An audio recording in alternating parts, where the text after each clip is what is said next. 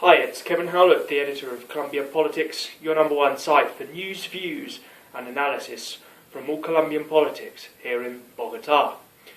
The race is already underway for the 2014 congressional and presidential elections. Unlike in the US, we don't have a system of primaries here, but there's already a beauty parade underway for many of the candidates that want to put their name forward. We have a bit of an alphabet soup of candidates, alliances, possible independents. We really don't know who's going to emerge. And part of the reason for this is, again, unlike in the UK and the US, we don't really have two strong political parties, or at least we don't have two or three. We don't really have political parties that are forces to be reckoned with. We used to, but not any longer. So this leads to a series of people who look for alliances, for convenient groupings, etc., to bring their support up. And ex-President Álvaro Uribe has been no exception. Álvaro Uribe is looking to return, this time heading up a list of Senate candidates. He's prevented from running again for the presidency. You can only run for 2 terms here in Colombia, like in the US.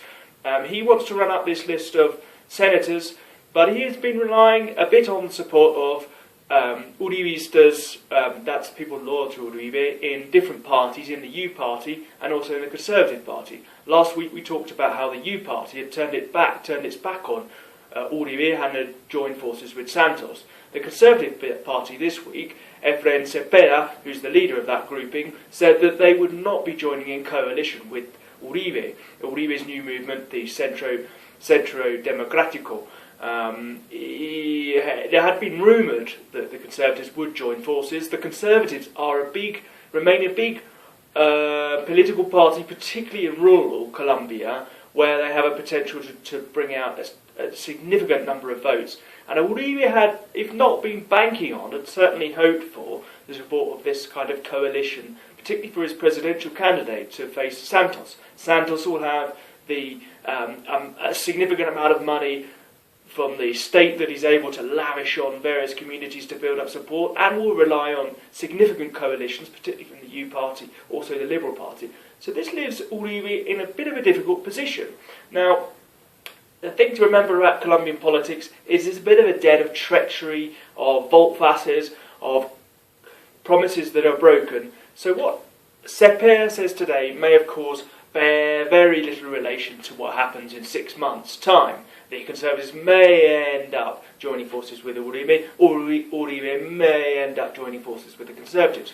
But for the moment, whilst it's not a mortal blow for Uribe's campaign to return to the Capitolio, to the seat of power, it is nevertheless a blow, and it comes straight on the back of last week's announcement that the U Party would be joining with Santos. So not two difficult weeks, I think, for Uribe's campaign. He really needs to come out quickly and say whether he will head up this Senate list or not.